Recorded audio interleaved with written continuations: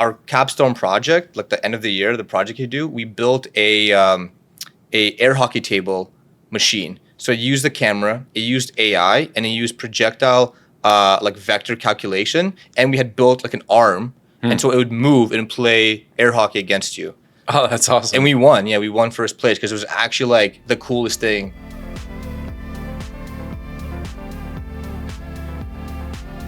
Hello, everybody. Welcome to the 14th episode of the Frontend Masters podcast. I'm Mark Urbanski, CEO of Frontend Masters, and today we have Melkey on the podcast. He is a popular Twitch streamer. We go from his early background of robotics, fixing go-karts, all the way to machine learning at Twitch. This one goes a little off the rails. We get into an arm wrestling competition, so it's a lot of fun, and I hope you enjoy it. All right. Well, Melkey, What's up? welcome to the podcast, man. We're going to start with a few warm-up questions. Okay. So first, any special skills that you have that people might not know about? I did so like you were saying, Yeah. I've done like almost every sport. Yeah. I love sports. It's been part of my life growing up. So I don't have any like innate special ability or talent. But I do like practice. I was a wrestler in college. I played amateur rugby in high school. And so that was really fun. But then I got concussed, had to stop that. And I stopped growing, which is a problem when you play rugby with these animals. Yeah, same thing with me in football, American football, you know. America. I was a linebacker, and Nice. I just absolutely tackled everyone like up until sophomore. Grade 6? Yeah. Well, no, not grade 6, but it was like sophomore year in high school when people started really bulking up and getting big, and like there's like 6'4" monsters out on the field, and you're like trying to tackle them. I'm like, this is broke a couple arms. Yeah. My dad, he would always go to my rugby games, and he would notice that I'll just be smaller than everyone else, and he was like, "This is crazy. Why are you so small?" So he fed me pierogies, like dumplings, every morning for high school. So I'd be my regime when I was in high school for like 3 years was wake up at like 6:40, eat like 20 dumplings, like eat pierogies, like Polish pierogies, just like eat them with meat, and then go have some soup, and then would go do like volleyball practice or like weightlifting, then school, then I'd go to the gym, rugby practice, and he'd pick me up, he'd drop me off, and it'd be like rinse and repeat. So yeah, rugby was a huge part of my life for a long time. And I think now, to your question, I don't have any special abilities, but I try to just practice the things I like, which is like Brazilian Jiu-Jitsu, coding, making content, meeting people that look like me. Yeah, this is a little strange, isn't it? It's almost like looking into a mirror. Weird dimension. And there's like a mirror where there's a decade in between. Yeah. More than a decade, because I'm damn old, but yeah. Must have that Polish blood. Something or there, something. man. You got something. Something. Sure. For sure. For sure, man. Yeah, let's talk about wrestling a little bit, though, because it's like you did that through college then? Yeah. Yep, I was on the varsity wrestling team. Yeah. I mean, I always say that there's 3 type of people that I don't want to mess with. Okay. You heard this earlier, but it's definitely wrestlers, because like pound for pound, there's nobody stronger than a wrestler. Yeah, the work ethic is crazy. And then I think gymnasts got that same type of work ethic. And then also like climbers, because that grip strength, it's like you do not want to get within the vicinity of a climber because it'll like pretty much just break your arm. You could snap your wrist. Yeah, I did bouldering for a bit. I loved it. Bouldering was fun. I feel like being a gymnast is something I should have done. I just never got into it. But like after talking to you, I think like that's something that I want to explore in my life, because like I'm naturally like fairly strong. Like I can move my weight easily, like push-ups, pull-ups, anything free weight. Yeah, I have no problem. Never had a problem with, right? And I can jump high. I want to have a contest with you. Who can jump higher? We should definitely. We're gonna have that, because when we're ordering sushi, I swear I was gonna ask you who can have a higher jumping contest right there. Yeah, we were just met. We're getting sushi. Yeah. We could have done it. I know, but something about the timing wasn't there. So We'll record it and insert it here, and then when we come back, Yeah. it'll have the audience will have seen it, and you All guys right. can just talk about it. All right. As if it happened. We need to know who did it. Yeah. Yeah. So I want to have that contest with you, and then I do have to say on the jumping thing, like Yeah. I touched the backboard for the first time ever. And I'm 5'9", and like the backboard is in between, like the rim is 10 feet, you know? Yeah. And there's the net. Yeah. So the backboard's in the middle. And I wasn't able to do that in high school. So I think what's cool about that is like whenever you do decide that, like I'm going to go hard at gymnastics or whatever, like you can do it at any age, I think. So No, it's actually cool hearing you like how you've done backflips, like starting last year, like year and a half. It's Yeah. really cool. And like I've always been like my dad has always done stuff even when he's older. So I've always looked at things as like, okay, it doesn't really matter what age I'm in. I'm just gonna do things. Like when I started, the first time I ever did Brazilian Jiu-Jitsu, I was actually 13. My sister put me in this men's class, and I don't know why. She was like, one day she was like, "Hey, grab your stuff, you're gonna do Brazilian Jiu-Jitsu." I'm like playing with like Pokemon cards or something. I'm like, okay. Drops me into this room where I'm being wrestled by like grown men. yeah. And that was like, okay, so I guess this is my life now. But I fell in love with the sport. I kind of stopped going just because like high school and rugby took priority. And then because of wrestling and being reintroduced to like grappling in college, they had like a BJJ program. A guy who was on the wrestling team was like, hey, I'm going to have this thing like once or twice a week. Come on down. I knew about it. I watched UFC. So yeah, that's how I kind of revisited that love. And then we moved to Seattle. There was like a really nice gym there, and everything just kind of fell into place. So yeah, like I've done bouldering because in Seattle you have to do bouldering, you have to do a bit of climbing, and then BJJ and wrestling has like been a core part of my life for like the last little bit. That's awesome. Yeah, and we're gonna wrestle, by the way. Yeah, everyone. we could. We're gonna do a lot of physical activity. We should. Yeah, we should. Yeah, I'm fairly convinced that you would dominate me in Brazilian Jiu-Jitsu, but I'm strong, so we'll see. Yeah, we'll see. Should we have an arm wrestling contest right now? I don't know if the video crew approves. Do we have an arm wrestling? The video crew. We will shoot the jump later and insert that in. We can insert an arm wrestling and the wrestling in there. All the things that can. Come on, we can do this. We can do this. All right, ready? Let's do legit. Grab my hand. Okay. So I don't know what the. So the rules are, so Okay. relax. If I pin you like this, I win. If you pin me on your hand, you win. Okay. Ready? 3, 2, 1. Oh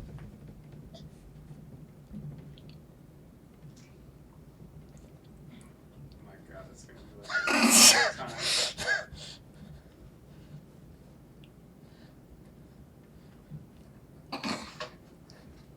It's the endurance game. It is.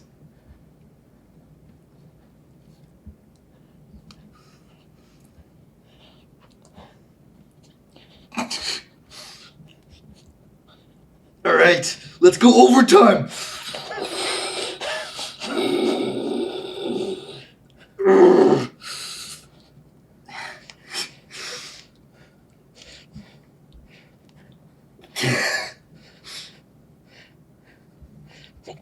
No, no.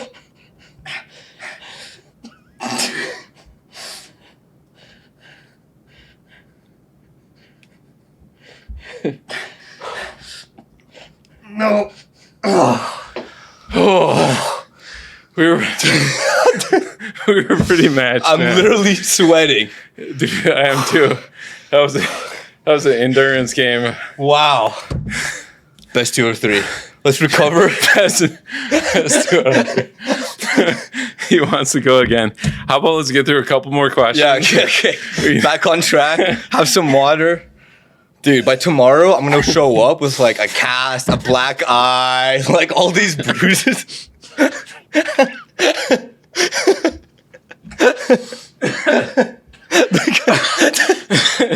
I just about swallowed my. Oh, man. Oh, the water almost came out my nose, man. Whew. All right.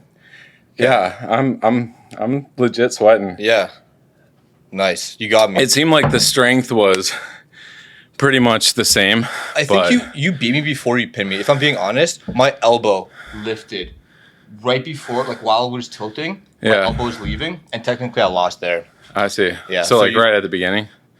No, my elbow was placed the whole time. Oh. But it was like right when you were about to pin me, before that like last pin, to keep myself afloat, I like lifted my elbow. Oh, I that's see. when you pinned me. No, you didn't win the bebeginning. No, okay. We're not spreading that. We were like, dude. At one point, there was like sparks coming out. I know, it was insane. All right. Back on track. We're gonna have to stop the podcast and go wrestle. I know. Dude, it's gonna be like a 5-hour podcast. We should be doing like things all over Minneapolis, like running, triple jump, running long jump, all across the city.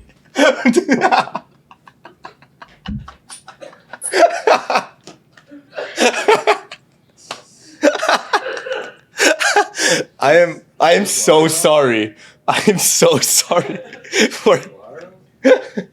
It's just the water came out my nose.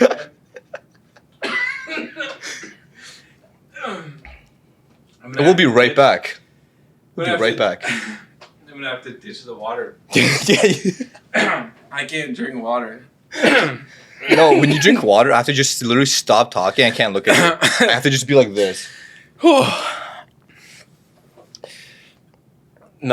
Was not expecting that. I'm hoping this is gonna be. John, are you gonna have to do makeup on me again? John's like, you know what? I'm gonna keep it live. Yep. I literally had water shoot out of my nose when you said that. Because I can imagine us out on the street being like, dude, can you jump up there? He's like, I can hit that higher than you. He's like, no, you can't. Bet. And then we're just competing. John and Tanner following us. It's like, oh my God, these guys. These animals. We need to get one of those video GoPros. That's what it is. All right. Recomposing. Just blot. Blot? And tears. Dude. And tears. There's also tears. There's also tears. That's a first. Yeah, we got some sort of like ancestors that were like, like the exact same lineage. Yeah, we're not cut from the 2 4 different cloth, me, you and I, man. No. All right. We're back. I'm supposed to clap when we're back. No, we're still. We've never left. We've never left. This is all going to be in the podcast. There's just no editing. This is the first podcast that isn't released. Going to be like director's cut, and then there's like the uncut, like the raw footage. That the raw footage can just do way better than this like, director's cut version. The host running off, having water come out of his nose. Yeah. All right. So, yeah. So with that.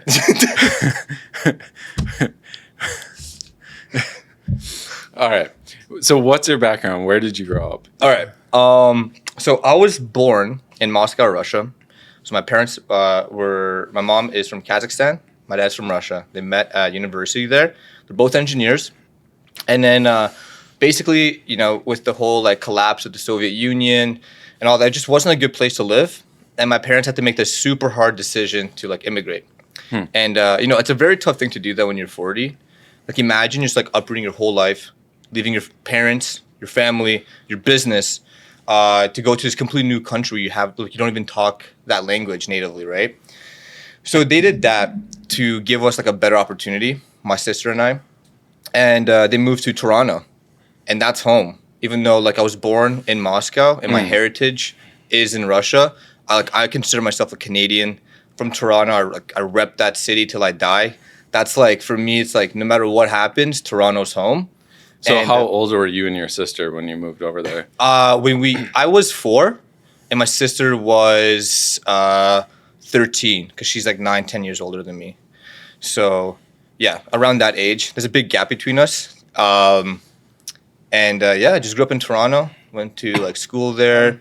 And then I moved to Vancouver, West Coast. And then I moved from Vancouver to Seattle. The one thing I still want to know is how the heck you got into pogo sticking. Yeah, so this was like way back in the day when I was just like like a kid, you know, no direction, don't know what you want to be. You just see a cool YouTube video of these crazy guys pogo sticking, like the industrial pogo stick. And then I had a friend, like a partner in crime, who also liked to do like hijinks and shenanigans.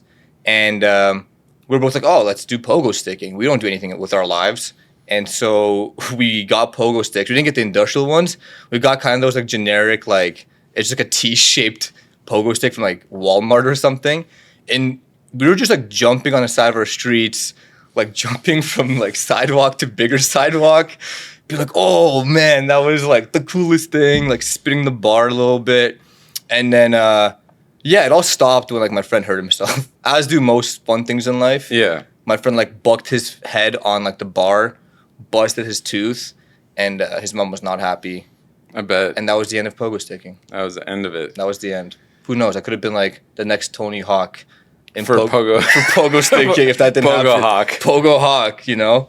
I mean, I have seen the reason why I'm fixated on the pogo sticking is because I've seen these videos where people are doing like backflips, front flips, they're like dropping off. Yeah.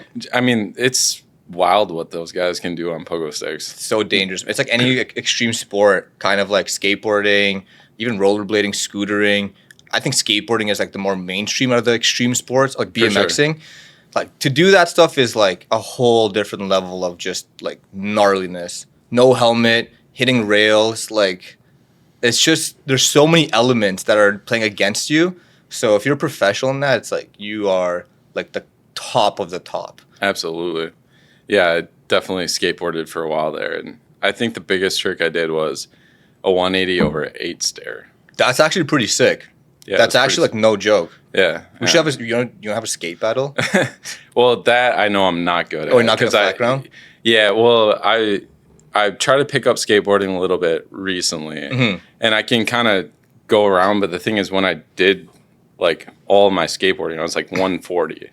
I'm 200 pounds. Way right different. Now. Way different. Way different. Yeah. And the weight differement is just gravity. Yeah. Gravity is wild. Works different. Yeah. So I think I could get back into it. Like there's a skateboard park near my house. Oh, cool. And it's not exactly near. Like I have to probably drive there or whatever. But like there's a big rainbow kind of like rail. Okay. It's like a I don't know. Anyways, I want to hit it because it's like maybe 20 feet of rainbow like coping. Nice. And it would just be sick to like board slide that whole thing. Well, if you want, man, we can go check it out. Like I used to skateboard too, for a long time. That was like my main thing. But it's just like it was one of those things where it's just too dangerous. Like literally, like, and now I'm playing rugby and stuff. But just skateboarding, like one bad fall on your head, or like if you hit the edge of a curb, like it's like GG. Like literally GG. So I stuck on flat ground. I did some rails, nothing too crazy. Yeah. But I was more of like a technical, like what's the weirdest trick I could pull off on like a flat, safe environment. Makes sense. Yeah, my skateboarding style was more like just go big. Go big, yeah. I'm not surprised. It was just go big. It was just ollies or 180s, like over on anything. The thing. Yeah, and just people would just, you know, you get where their whole jaw drops off their face. It's like, what? Yeah. But I couldn't do anything. Like literally couldn't even kickflip. I was a heel flipper. So, yeah. So how about like, you know, I peeked in your LinkedIn. Dirty. A faux pas. You never peek into their LinkedIn. But I saw one thing that looked awesome, which was Rollercoaster Mechanic. Oh Go-kart Mechanic. Dude. Canada's Wonderland. Can you tell me a story from there? Yeah, I could tell you a story from there, man. That feels like eons ago. That was like a completely different person. That's crazy. I'm actually happy you brought that up. I don't get many chances to talk about this. So I lived like a whole life before I went into programming. I only started programming when I was like 22.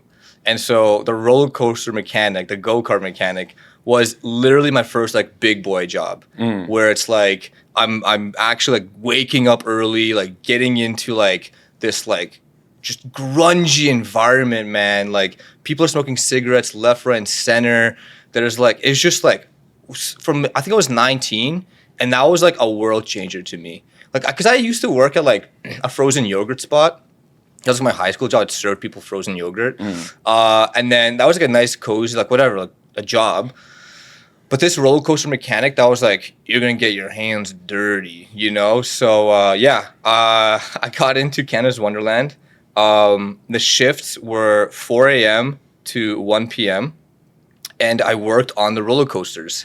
And we'd go and repair them, repair the brakes. We'd do maintenance on them. We'd do like a bunch of stuff on these actual roller coasters that people rode. And like, there's a few funny stories.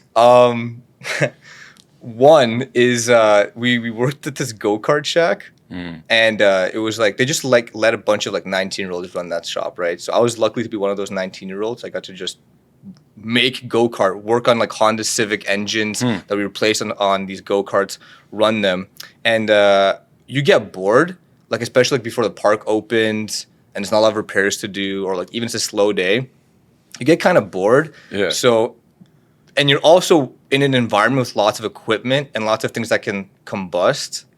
And so what we did was we put like in the center, like this fluid, like basically gasoline, and we like lit it, and it was just this giant like fire happening within like a building. Yeah. And then we were just playing like rap music and just staring at it for like at least 10 minutes of just like just hijinks, watching this fire, like kind of like what you and I are doing right now without talking, just like standing, just like sitting there and watching this fire. And then eventually like, one of the other mechanics came in, saw this.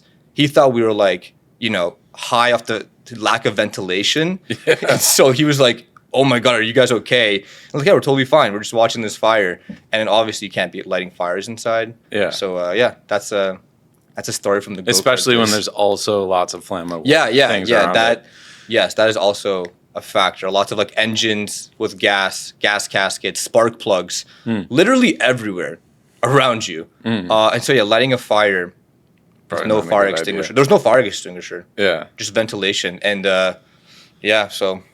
Yeah, but those like formative jobs or whatever, they definitely like leave an impact on you, right? That was like, honestly the strongest it's ever been, because I would go push go-karts like manually, like you have to put like use your body, push this go-kart up a ramp, and then like right after I go to the gym. And I would eat like, no joke, like 5 chicken breasts every day. My mom was like, I don't even know, like I don't even recognize you. I was like a disgusting like villain. I'd come home all dirty, greased up, not say anything, like, you know, drink a beer and just like smack down 5 chicken breasts. Not even salt them, just like put them in the oven, unseasoned, and just consume them. Like,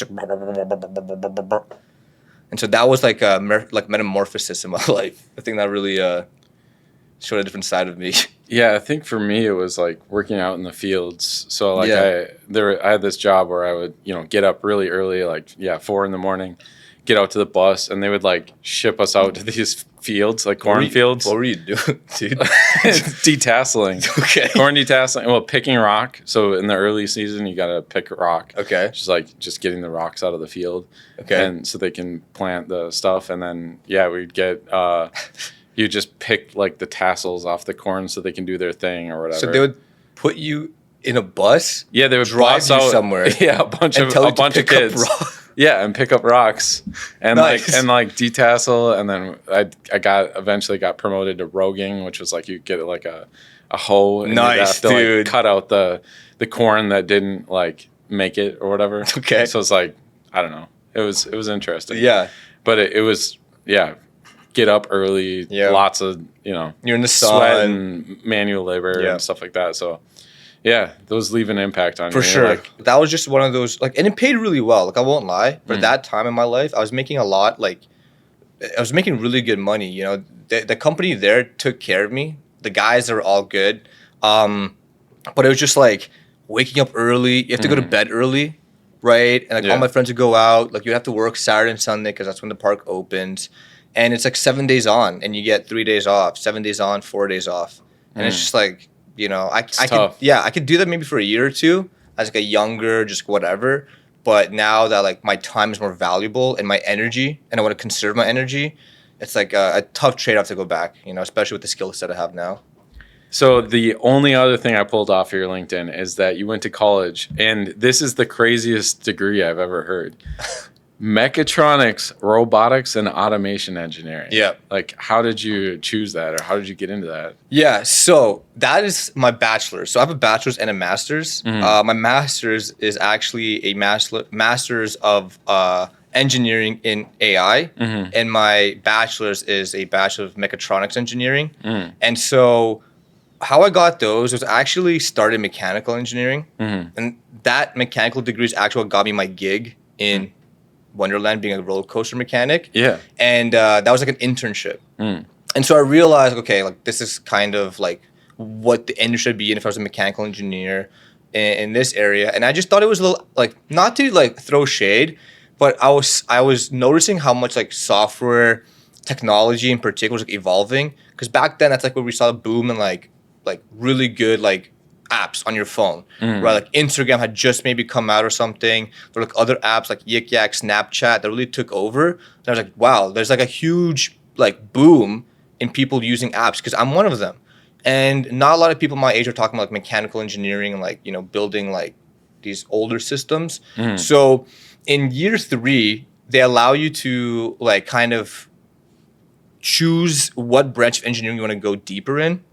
So I was under mechanical, but for mechanical, you can pick like water engineering, water resource engineering, environmental engineer. You can stick with mechanical engineering and be like manufacturing, or you can go into mechatronics, and that involves robotics. And that's the branch I went into.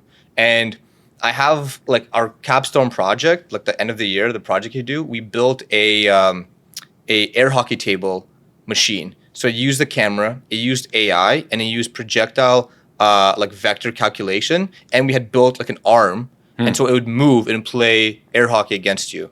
Oh, that's awesome. And we won. Yeah, we won first place because it was actually like the coolest thing.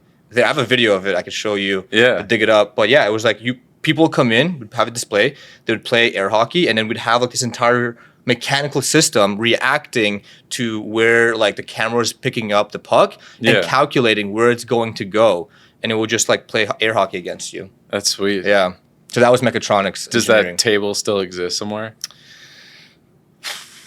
No, I don't think so. I think it's been decommissioned, deprecated. But that was like a really cool project. It seems like it'd be fun. Yeah, that you could sell that as a product right now. Yeah, for That'd sure. be sick. That basically paved my way to get my master's, because a lot of professors, because it was like a display, it was like a show, and a lot of professors came from different like industries at the school. And a lot of people like noticed that project, and they kind of put the face of everyone who was part of it. So it was a really good way to get my name out there. Cool. And then like, how did you end up finding code? Like, I know you said it was around that time, right? Where you're like, oh, okay, apps are popping off, and all right, like maybe I should get into coding. Like, yeah, my whole coding story, I think, is probably one of the more interesting like perspectives I have. And I say this a lot like on stream and stuff, because people ask me, like, you know, people are kind of surprised when they find out like how my age and how, you know, to be honest, like I don't like, I've only been in the industry for like 4 years, right? And so they're like, you know, like I've had like, you know, relationships that lasted longer than that or whatever, and it's true, right? But the way it started was in my last year when we were doing that capstone project, that air hockey table. There was like different components of it. And we had software engineers working on the development portion of it. And I was really interested in that. And like I said, like I already noticed the trend in software, and but I didn't really take it seriously. But then when I realized kind of the pay discrepancy based on internships, so all of us would talk, they'd be like, oh, what did you make at like Wonderland? Or what did you make at like the software company?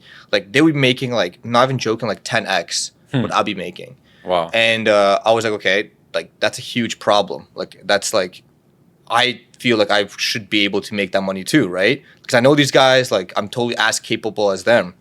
But it's just the degree they were getting and the job opportunities at that time favored software engineers. And the story basically was like, I couldn't go back to school because I had paid everything myself. I ran out of money. I was out of money, like zero. Like I was in debt. My parents never helped with money or anything. So I was like, okay, like I need to get a job, or like I don't know what to do. But I did want to go to mechanical engineering. I knew that was just not for me. And basically through the air hockey table, I knew of a professor who was really nice. And I asked him, like, hey, can I just like work in your lab? And he was the head of AI. And he had a whole lab of software engineers doing thesis work and PhD work in AI. And I was like, hey, like, can I just like, I'm graduating in 2 months and I don't want to go into this field. I need to kind of make something up, some sort of like skill set in programming. Can't do a degree. Can I just like absorb as much as I can for 2 months? Like, I won't do anything. Don't even give me a desk. Can I just get lab access and like a computer and I'll just like figure it on my own? And he obviously was like he was like kind. He was like, yeah, you know what? Like, I actually have a master's student and he needs some help just processing like CSV files. So you can help him do it, right? There's like a purpose. We'll give you some equipment. And that master's student, he was just like, yeah, I have all these CSV files. I need you to parse them. Go wild. And I'm like, I can barely open a CSV file like on a regular computer. And he's like, yeah, use Python. No idea what Python is. No idea like how to like what a parsing a CSV file even means. And that was I remember that day specifically. It was March 2020. That was the very first time I wrote a line of code because that is when I had the opportunity to basically write a Python script that read CSV files and like parse some columns that he needed. And then eventually like that professor was like, hey, you want a ride for a master's? Like, I'll want you in my lab. I think you have a good work ethic. We'll enroll you as long as you do like, you TA, you do some assistant work, you do extra hours around the lab, you do XYZ. We'll give you like an opportunity to do your master's paid for. And so I took that right away. Yeah, absolutely. I was like, I'm taking this. I was able to find a apartment with 2 other guys where the rent was like $500, and streaming was what helped me get the $500 to pay for my rent. Really? Yeah. So I was doing my master's, learning how to code in AI, and the only way I was making income was through streaming. Because I had no money, right? Like I was in debt at that point. I had to pay the Ontario loan program. I was in like this grace period, and so I was like, okay, like I'm taking this chance. And luckily, like Twitch really helped me out. Streaming really helped me out to pay my my rent. That's amazing. So like, how did you even think to jump on Twitch? Because like, I'm thinking like master's student, learning Python and stuff like that. Yep. Like where, how did you so like jump in? The thing is, when you learn programming at like I guess at my age, I was like 22, it was really hard to concentrate. Like, even when I wanted to put like 8 hours of programming, I would get distracted easily because it was such a different world for me at that time. I was used to working with my hands, like doing all this other stuff, right? Like working with hardware.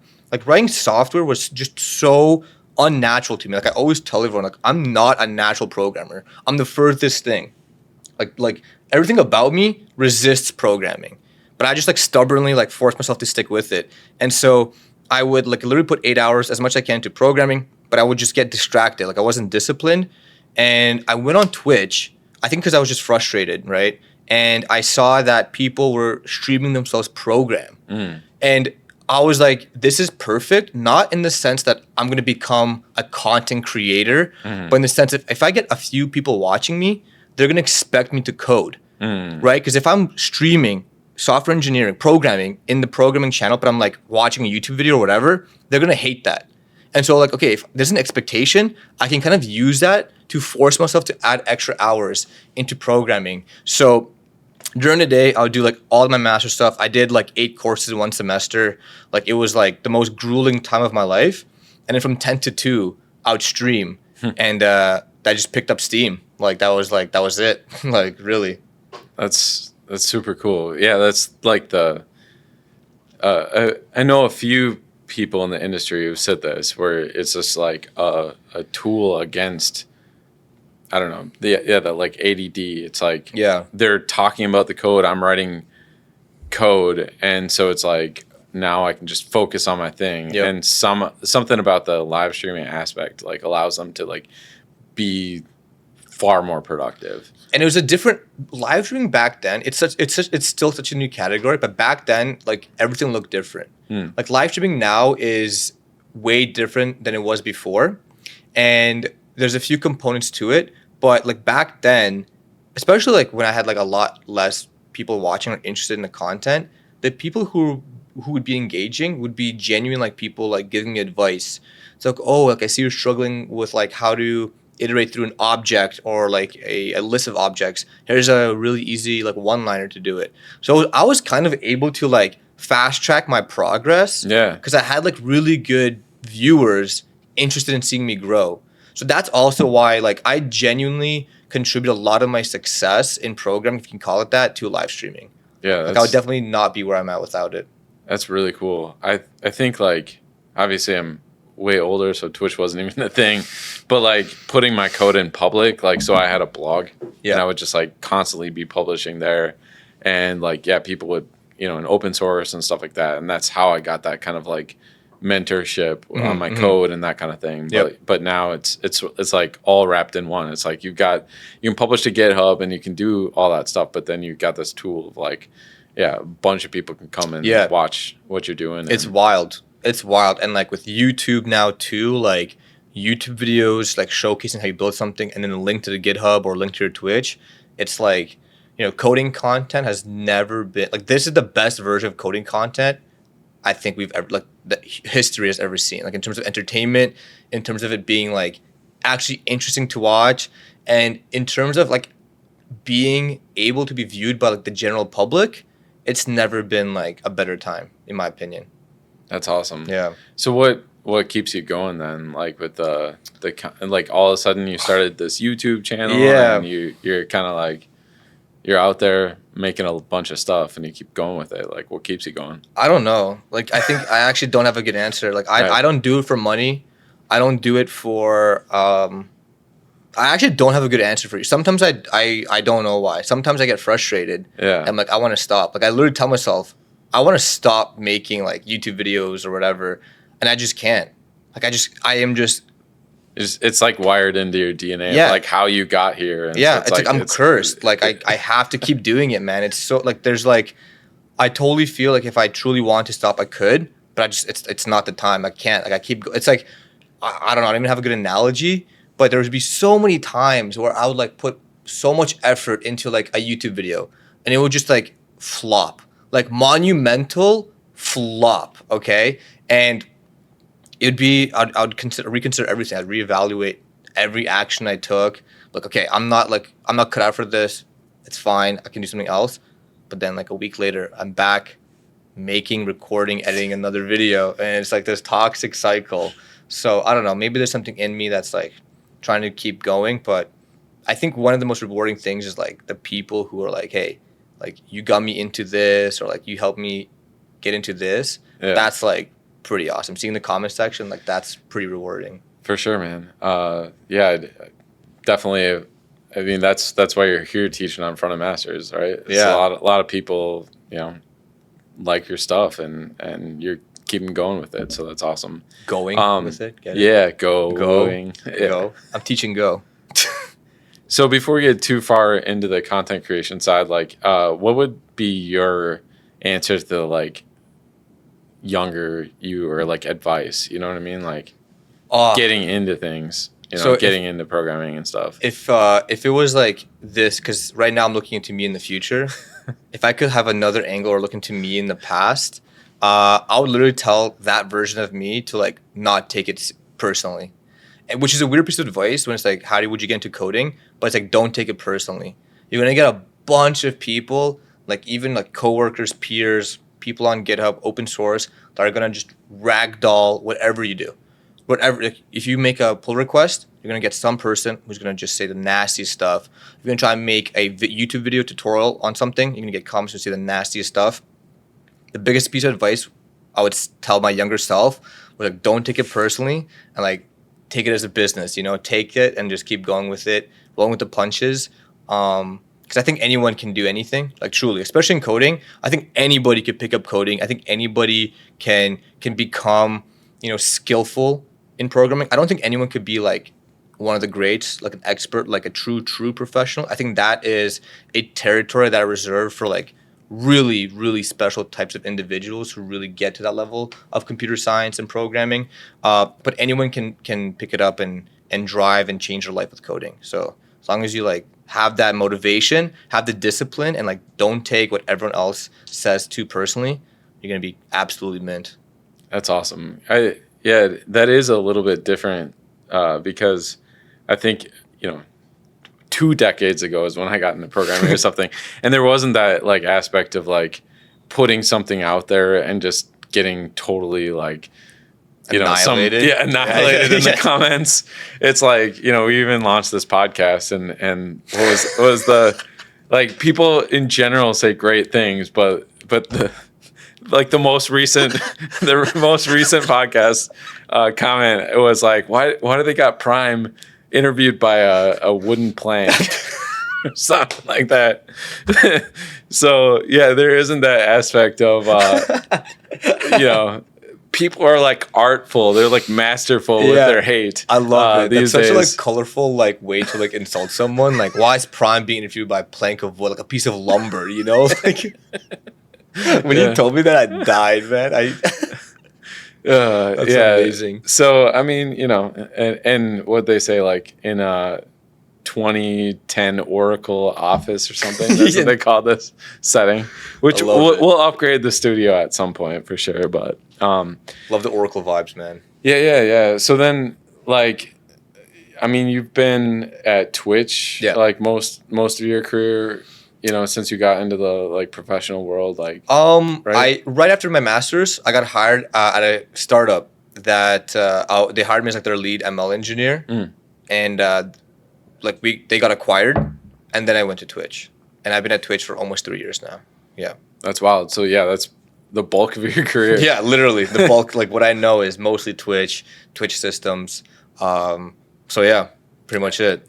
Yeah, and you do like AI ML stuff, right? Yeah, I do. So at Twitch, I work as like an ML infra engineer, which I don't make like the neural network models. I don't train like models at all, but I work with the scientists that do to actually like deploy that model, make it usable in production. How do we scale it? How do we scale oncoming traffic? How do we make sure that like the throughput of the model is where it's at? And like literally, how do we build software around an ML model, right? How do we get inference? How do we make it useful, right? Because it's cool to have an ML model, but is it doing what it's supposed to do? Is it making the business better? Is it like driving revenue or getting people to click, right? So it's all those like metrics around measuring its performance, measuring its reliability. And, there's also things like a model can do that you don't expect it to do, right? So how do we safeguard our implementation with an ML model implemented? So it's like telemetry data around AI models, or like, making sure that you got the outputs or whatever. That's a part of it. It's mostly just building software, like making an endpoint for it. And just like, the ETL job, how do we, like our pipelines for getting the data, training the model, storing the inferences, storing all that stuff is kind of encompassed into like what I do. That's cool. Yeah. Yeah. And then like, it sounds like making AI practical. Pretty much. It's like, how do we, like I don't know. Like the practical application of it. How it actually benefits the business. Because ML engineers and scientists are expensive, and the work it takes to build a model takes a lot of time. And so if you're a business, you want to make sure that you're not spending these, like you're not paying these individuals just to kind of do something cool. But at the end of the day, it helps your business. And whatever that optimization is, like I said, it could be revenue, most of the time it is, or getting more people to click, or getting people to click and stay on the website. Whatever the metric is, you want to make sure your model is like doing what it's supposed to do. Cool. So is there like a example of that? I don't know, like an example project you could give me? Yeah, I can give you tons of. So I've worked on a lot of systems on Twitch. Like I really don't talk about Twitch or my work at Twitch too much. I try to keep it like very separate. But like and like I said, it's just like if you're interested in that type of work, you'd want to know like, what type of thing you build. One example, like Twitch, one of the features like gifting. Yeah. So one application of ML, it's like when you gift a sub on Twitch, it can be distributed to like an individual that you choose. So if you and I are watching someone, I'm like, you know what? I want to gift Mark a gift sub. I can literally point it and it'll be, okay, Mark, here's a gift sub from me. You're welcome. Have fun. Or I could just say, hey, I just want to support the creator. I want to gift out 5 distributed gifts. Mm-hmm. And so as a viewer or as a receiver, you may think, oh, I randomly got this sub. but that's not really what happens. There's an ML model that's kind of doing a lot of logistic and like decision making on who the right person is to receive that gift, so they can build a stronger relationship with the channel that they're viewing. Makes sense. And so that's one of the applications. I own that entire gifting flow. Yeah, it makes sense. Like if this person's, kind of popped in the stream, maybe it'll like pull them in. Exactly. Yeah, because it's when you get a gifted sub on Twitch, you get like a new badge. You feel like a little tighter with the community, and when you get gifted a sub, you're there for 30 days.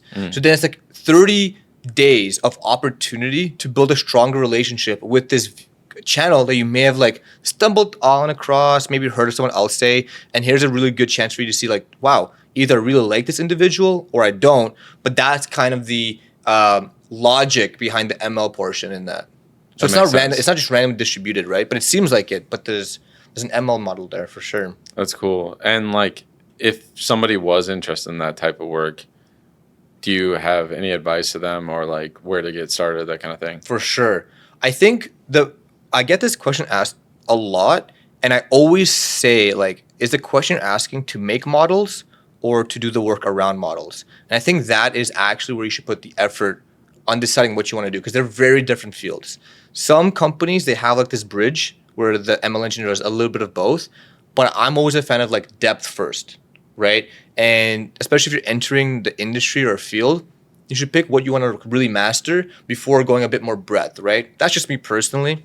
And so figure out, do you want to build models? Then my advice to you would probably be more theoretical practice. Do more things with Python, TensorFlow, PyTorch, read more like, be more involved in math and calculus, optimization functions, calculating maximum, minima, all like neural networks, all that stuff. But if you want to be more what I do, like the infra support of a model, it'd be like cloud platform. Like look at the infrastructure you use on the cloud, like SageMaker endpoints, Airflow, all these things, right? And just build end-to-end solutions that are basically like ETL jobs or have some connection to an endpoint from a pipeline. So those would be like the piece of advice I would give someone. Digging into the content creation side, like what? Yeah, I mean, I think you already covered this, so maybe I'll go in a little bit different angle to it. But yeah, just like maintaining the energy, like with all this stuff, right? Yeah. Like the day job, the Twitch, the YouTube, all that stuff. Yeah. Like, what do you do to maintain your energy through drugs? No, not drugs. I honestly think I'm gonna hate what I'm about to say.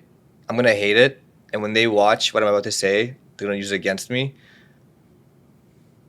Having Prime as a bit of an inspiration helped a lot, right? And the reason why I say is because, like, I don't want to pump Prime's tires too much.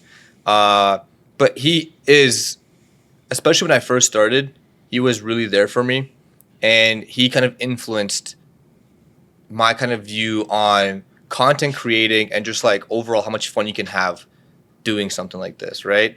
And so for me, I look at content creation as like as a form of like it's almost like a privileged form, right? Like I have the ability to make content, right, while still having like a job and all this stuff. So it's real, like it's an opportunity for me to just like kind of do what I want, have fun with it. And I riff off energy, like I absorb energy from people. So like you and I feel like you and I have a lot of a similar energy. Yeah. So like it's very easy for me to like riff off of that. Or like I know like if we're gonna arm wrestle, like we're both gonna be down. Or like we're gonna wrestle, we're literally gonna wrestle, or like just kind of have jokes and have fun, right? As opposed to maybe talking to like a plank of wood or a piece of lumber, I would be a little bit more, like, yes, indeed, quite, yes. That observation, I relate to that. So for me, it's just like, my chat helps a lot. Like they always like, get me going. They always like either appreciate the stuff or like rip on me. Answering questions is always fun because sometimes I know the answer. Sometimes I'm like, I don't know. But like now I need to know. So I go find the answer with you. We come to a conclusion. It's like a conversation. And then YouTube is just like, there's so much like inspiration out there on YouTube that you're just like, I want to make like the best video. And so I want to give it my all. And you have that energy to do it. Because if you're going to make YouTube videos because you're like, oh, okay, it's Sunday. I gotta click record. Where's the script? Okay, script 3, 2, 1. Hey, all right. So today we're gonna be talking about Go. Versus like, all right, today we're gonna be talking about Go. I'm actually just stoked about this. Like, it's a topic I've wanted to this. There's a genuine like something there that people like sniff out almost immediately. So I think that's really like why I have energy to make content, because I want to be genuine about it. If I don't want to make a video, I just don't. I don't waste that time. Waste people's time. I want to be entertaining first. Yeah, absolutely. And I'd say that for me too. Like Prime's, push us to try things, try a lot of things, like this podcast included. There's just a lot of different things that you can do out there that you can make it fun instead of, sure.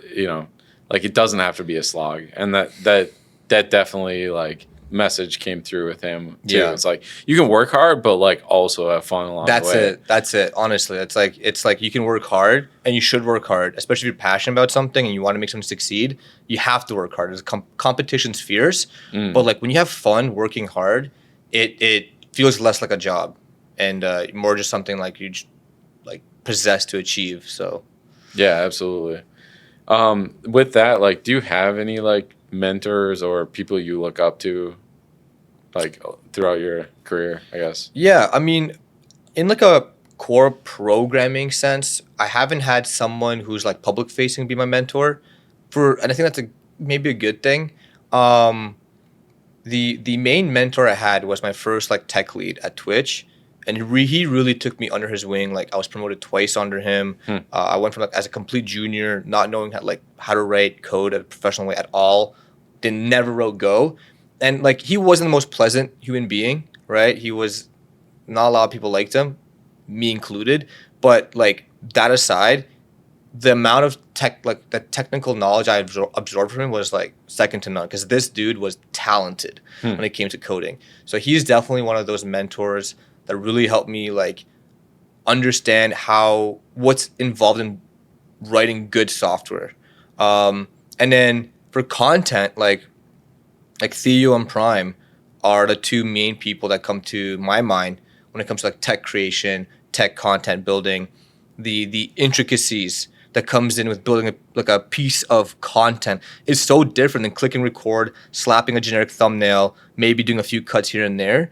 The intricacies that come into like the way they view building content is so deeper, and like a lot of people don't understand that depth that goes into their philosophy. Like Theo he looks at like a thumbnail and like micro analyzes every detail, or even the video itself, like micro analyzes every delivery aspect of it. Like, do people click? Why would they click? How far are they going to click?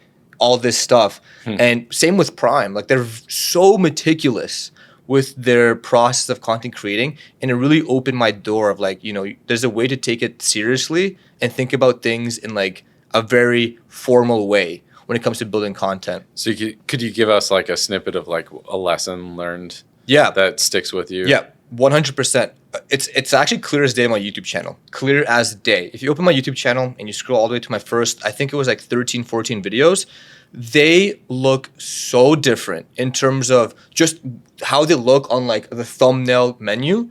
They look and feel completely different than like the style of videos I've created recently, which do a lot better. And that was a lesson that I got from like talking with Theo, being mentored by Prime, of like, why are you like not spending a lot of time in a thumbnail? Why are you not thinking of a thumbnail before you make the video? Why is your title that? That doesn't make sense, right? And one main lesson that always sticks with me, no matter what, is only make a video that you would want to watch. And that's so much easier and said. And I think a lot of people would be like, yeah, duh. But it's really not duh.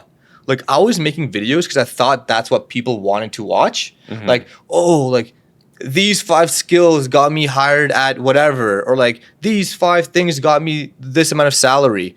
And sure, there's people that click that video, but I don't watch that kind of videos, right? So it's like watch and only make videos that you would actually watch. And that completely changed my perspective of content creating, like 100%.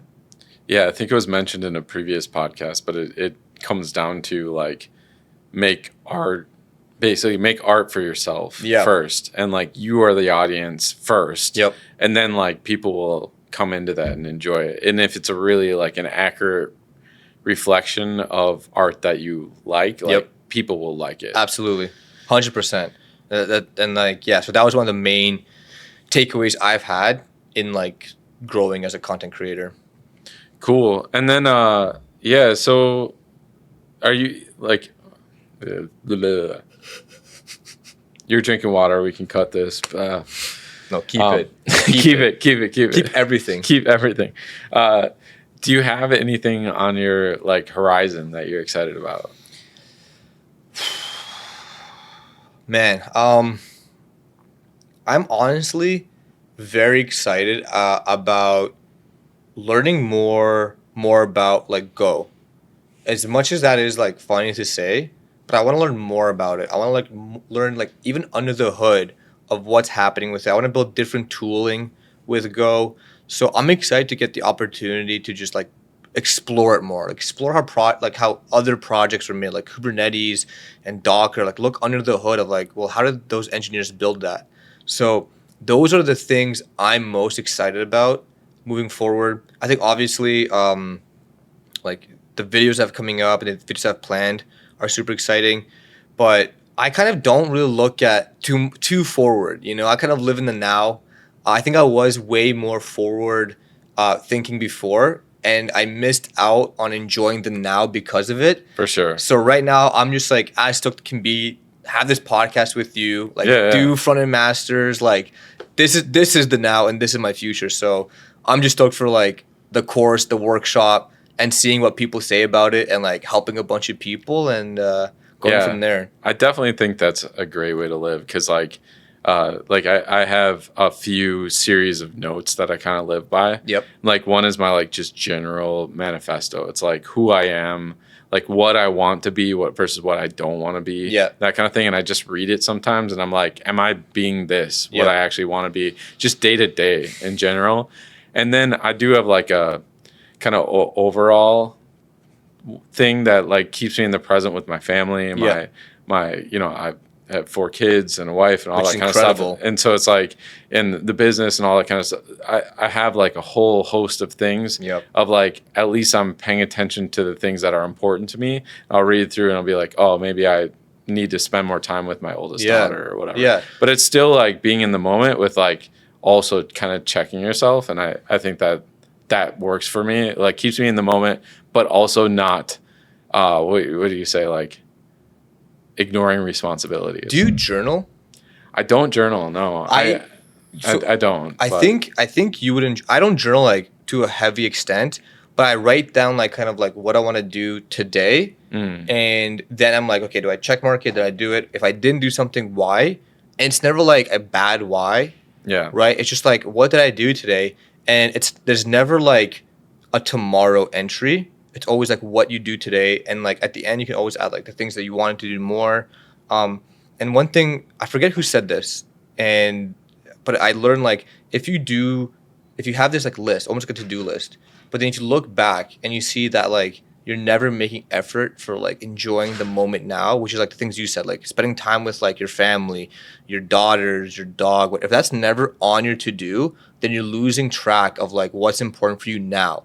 Because the years are going to go fly by fast, and before you know it, like you're not going to have the opportunities to spend it with like those loved ones or do the thing you wanted to do, right? Like professional pogo sticking or whatever, right? So it's always good to like check yourself based on this like to-do list that you do, and always look back and be like, damn, like I'm spending way too much time like trying to work on this like future thing. I should spend some time this week focus on just what I have with me here. Yeah, and I think that makes sense, and it's kind of like a form of what I do, but I mean we can definitely talk about it at some point. Journal entries. Compare journal entries for sure. But like how about just personally, like is there anything on your personal roadmap that you're excited about, like getting that next belt in BJJ or what? Yeah, I want to get the next belt in BJJ. I want to compete in BJJ. Okay. So I'll be honest, because of content and actually like Frontend Masters, I've actually not put a lot of effort into my physical well-being, and that's just because like the way I'm structured, the way I'm wired, I can spread myself thin very quickly. But if I have like 1 or 2 things, I like focus on them, I do a fairly good job of allocating the necessary effort to them. And just because I wanted to do well for this course I'm building and like work and content, I kind of slacked on the physical well-being of it, right? So I stopped going to the gym. I maybe go like once or twice.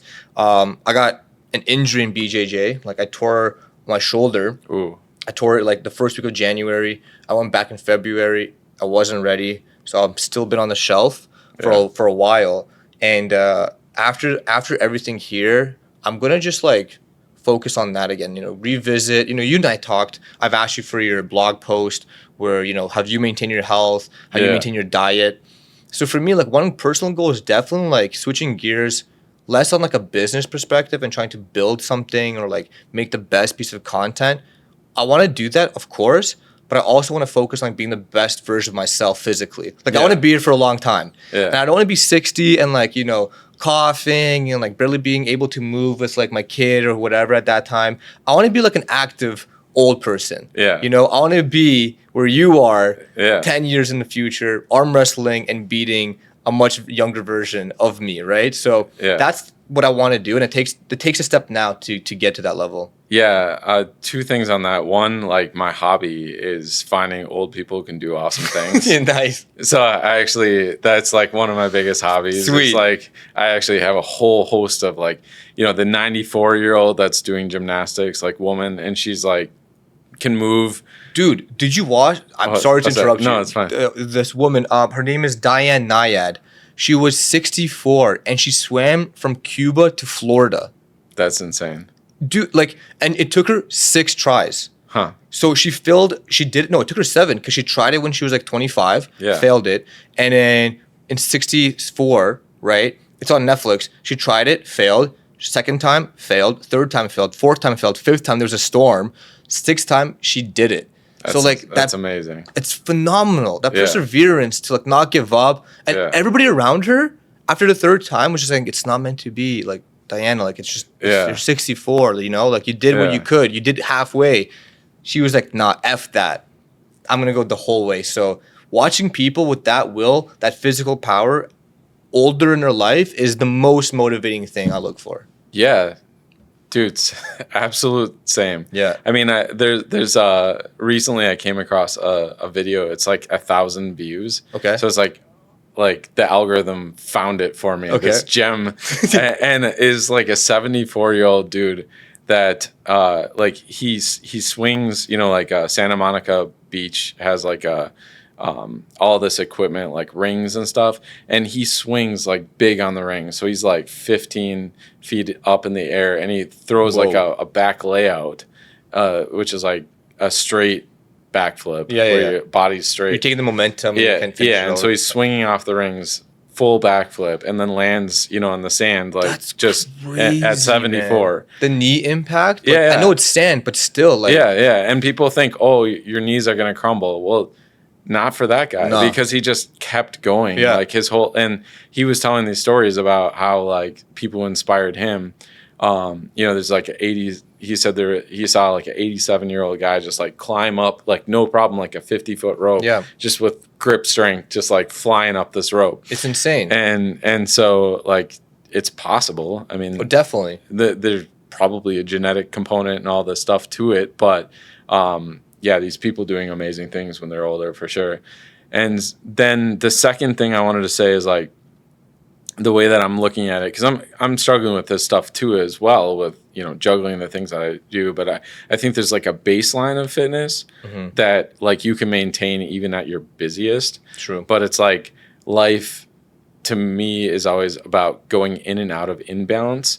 So it's like there are periods of life where you are super focused on an area, but like you can't let the baseline of your health drop, right? Which is what I did. So it's like maintenance. You need like a maintenance mode. Yep. Which is like here, despite like I'm doing the front of masters course, I'm doing whatever. It's like I'm still gonna get in the gym twice a week or whatever the baseline is, so you don't lose that baseline. Because then when you go hard, your chances of injury are higher because you haven't kept that baseline. And so that's where I think like yes, life isn't going in and out of imbalance, and right now I'm going super hard in gymnastics, so I'm doing it, which is awesome. It's awesome, dude. Like it's 30 flips yesterday, and then this morning I was in the gym at 8. Not a big deal. 30 flips. Dude, my legs are feeling like I'm gonna fall apart, but I'm going there, this evening too after this. So hell yeah. So yeah, it's yeah, that's it. Just don't let the baseline fall. I let the baseline slip, partly because like the injury, but also it's like the way my brain's wired. Like I hyper focus on something, right? And I knew this. Same. Yeah. Total same. So I hyper focus and like everything is gone except for like this thing that shout out that's to in my front of me. partner at home. I got so hyper focused. Like I stopped like eating. I stopped like doing like basic human needs. I was just like in the gutter. And she would come in and be like, "Hey, you need to take a break. Like you've been doing this for like 7 hours straight. Like I'm gonna like pull you aside, like go take the dog out for a walk." And I'm like, "Oh yeah, it's 3 p.m. It's time for a walk." She's like, "No, it's like 10:45. Like it's time for his nighttime walk. I'm gonna go to bed soon. Like you need help." And I'm like, "Yeah, no, don't worry. Like I'm good." But just hyperfixation that like Hyperfixation. It's a blessing and a curse for sure. Because I really like the way you put it, that baseline. I never thought of it like in that sense. Because there is that baseline. Yeah. Everyone can maintain it no matter what. Yeah. I just was too hyper fixated on my main focus. Trust me, I did the same thing. And also like another thing that I do is I've got all these lights, like smart lights. Okay. And so at certain times of the day, I just have it on, like an interval. And so it'd be like, okay, it's 5:00. It's like party mode, which tells me like I gotta like switch off of work right now and go like take a walk. That's smart. Or like go That's smart. You know what I mean? Yeah. Because it's like maintain. It's like we can all go super super hard for a certain period of time, but eventually you burn out and crash. And so it's like preventing that is getting that baseline going like for a long, setting yourself up for decades instead of. So the thing I want to talk to you about or ask you is like the concept of burnout. So my definition of burnout, I think it's very different than what everyone thinks of burnout. And this is like a contentious take. So for me, burnout is when you put in a lot of effort and time into something and you don't get the results from that effort. It's not the fact that you're doing something a lot over and over again. It's the fact that you're not getting the results for that effort in return. So like, for example, the YouTube video one. Like let's say I put a lot of effort in a YouTube video and it flops. No one's watching it. It's just a bad video. I'm going to be like, oh man, like that sucks. If I do it again, another video flops. It's like, oh man, like this really sucks. Third time, put all the effort. Third video flops. I'm going to be like, I'm burnt out.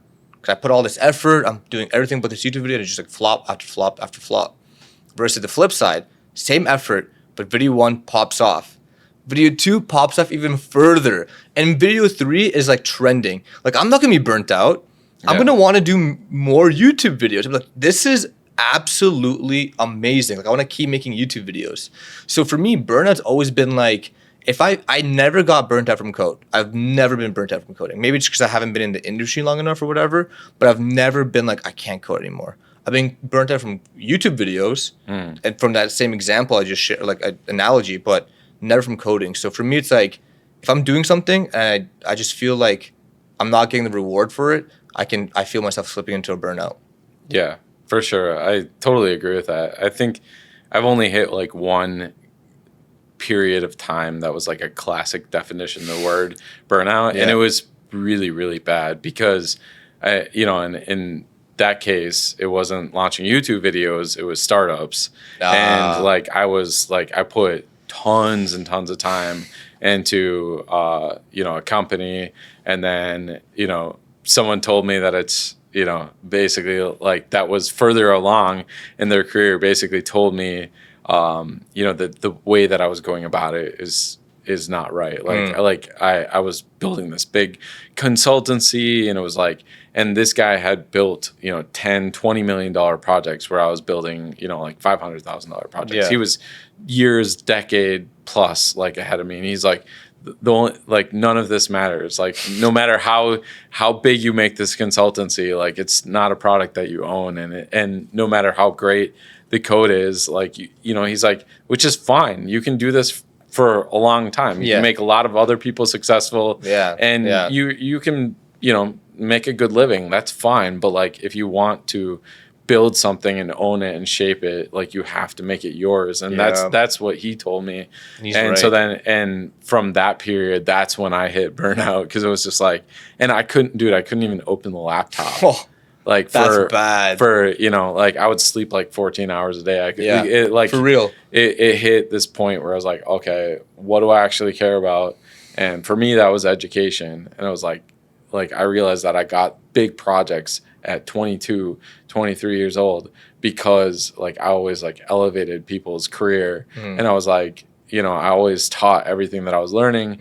And, this is before YouTube and all that stuff. I just like blog and share. The Stone Age. The Stone Age of the web. Age, man. Writing stuff on like a wall in a cave. Well, we were writing stuff on a whiteboard, actually.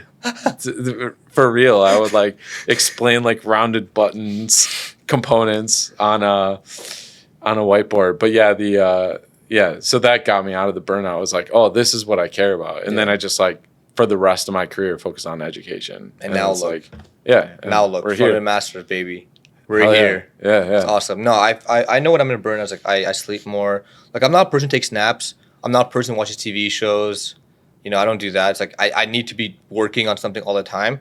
So I know I'm burnt out, or like at this like radius of burnout when I'm like scrolling Instagram on my couch. Every time I do that and my girlfriend sees me doing it, she's like, what's wrong? If I'm just like doing this on the couch, she's like, yeah, you're done. Like you need to go on a vacation or you need to do something else. Cause like I never do that. Like you'll never catch me just like scrolling social media or taking a nap. So cool. So last question, getting to where you are at your career, you obviously still got a long ways, a lot of stuff ahead of you, amazing stuff that you're gonna do. But you've accomplished a lot to get here. And so like, what would you say, like maybe a theme or something that's tied your career together, I always do this and it seems to work out for me? I think, I don't know if I'm going to answer your question directly, but a theme that's always been going through is never give up. Like never, like don't quit. Like it wasn't easy to learn code at 22 when you have like $70K in debt and like you don't want to work for the industry that you just spent 4 years. So that's not easy. But if you like work hard and don't quit and like show people like your hard work, people will help you. Example, like with the masters, that professor saw that I was working hard. He knew the situation, but he knew I was coming into the lab first one, last one out. And I was doing my work. I was helping, asking questions all the time. And he's like, yeah, I want to give this guy a chance. And so when you showcase, like example, like even at Twitch, people saw that I was working hard and like they took like this basic like junior engineer. Like, yeah, okay, we're gonna put you in the ML team on kind of like a trial test period, right? And then down the line, 2 promotions later, I'm like the tech lead of that team, and like the subject matter expert in Twitch for ML at this point. And so there's like, you have to work hard and people will give you the opportunity to like double down on that. So never quit. And like I said, like, even with content, like what you asked me earlier, what keeps you going? I think it's the fact that I just can't quit, and it's so like ingrained into me that I got to keep going. So yeah, don't quit and always sure you're going to work hard because people are going to see it with content. Like with Primogen, he saw me stream. I was streaming to like maybe 10 people, but he saw I was putting in the work every night, gave me a lot of raids, gave me that first recognition. And so there's that is the reoccurring theme. It's like work hard, people will see it and they'll help you out. And that goes a long way. Definitely goes a long way. Awesome. Well, that's a great place to wrap. So sweet. Thanks for being on the podcast. Absolutely, man. Yeah. It was a pleasure. For sure. Hey there, before you go, don't forget we're new at this. So any feedback, whether it's a like or subscribe, we'll take those, or a comment about what you didn't like or what you'd like to see more of in the future. We'll definitely incorporate that into the next episodes. I'm really enjoying these conversations. So any type of feedback would be fantastic, and especially sharing it with your friends and colleagues. So really appreciate it. Thanks for listening. See you in the next one.